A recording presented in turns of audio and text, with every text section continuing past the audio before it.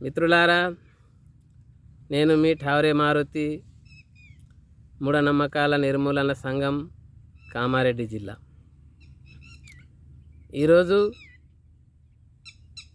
సంకల్ప బలమే విజయానికి మూలం అనే టాపిక్పై మీ ముందుకు వచ్చాను.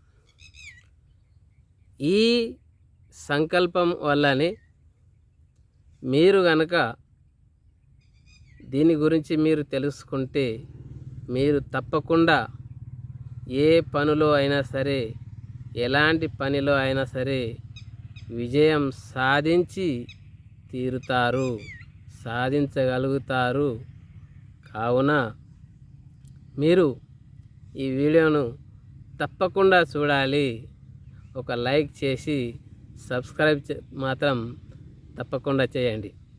ఎందుకంటే మేము ఇంకా ఇలాంటి వీడియోలు చేయడానికి మాకు ఉత్సాహం కలుగుతుంది. కాబట్టి మీరు తప్పకుండా సబ్స్క్రైబ్ చేయండి. ఇక వీడియోలోకి వెళ్తే, సంకల్ప బలమే విజయానికి మూలం. సంకల్పం అంటే మన లక్ష్యాన్ని చేరుకోవాలనే పట్టుదల. ఈ పట్టుదలే మన విజయాన్ని సాధించి ఇవ్వగలుగుతాయి. నువ్వు ఏ పని చేసినా,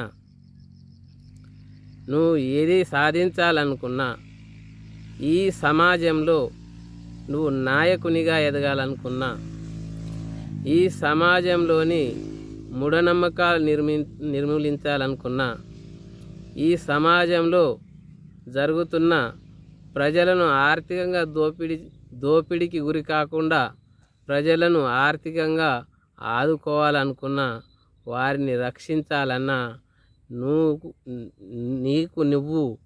పట్టుదలగా, దృఢ సంకల్పంతో ఆ దిశగా ఆ ఉద్యమాన్ని నడపడానికి నీ యొక్క దృఢ సంకల్పంతో నువ్వు పని చేయగలిగితే తప్పకుండా విజయం సాధిస్తావు. నువ్వు నాయకుడిగా ఎదుగుతావు. నువ్వు ఈ సమాజంలో ఒక మంచి వ్యక్తిగా నిలిచిపోతావు. గొప్ప గొప్ప చరిత్రలో చూస్తే గొప్ప గొప్ప వ్యక్తుల విజయాలలో కూడా ఈ సంకల్ప బలం అనేది కనబడుతుంది. ఏ గొప్ప వ్యక్తి అయినా సరే వారి విజయాలలో ఈ సంకల్ప బలం తప్పకుండా ఉంటుంది. కాబట్టి వారు విజయం సాధించారు, గొప్ప వ్యక్తులుగా నిలిచారు. వారికి ఆదర్శంగా తీసుకొని మనం కూడా ఈ సమాజంలోని మూఢనమ్మకాలను నిర్మూలించడానికి, మోసాలను నిర్మూలించడానికి, అంధవిశ్వాసాలను నిర్మూలించడానికి, ప్రజలను చైతన్యవంతులను చేయడానికి, ఒక నాయకునిగా ఎదగడానికి మనం కూడా దృఢ సంకల్పంతో ఈ కార్యక్రమాన్ని, మన యొక్క పనిని ముందుకు తీసుకెళ్ళడానికి అందరూ కూడా దృఢ సంకల్పంతో పని చేపట్టాలని, దాని ద్వారా విజయం సాధించి సమాజంలో మనకొక గొప్ప పేరు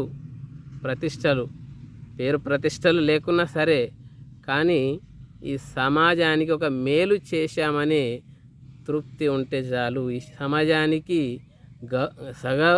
గౌరవంగా బతకగలిగే ఒక మార్గాన్ని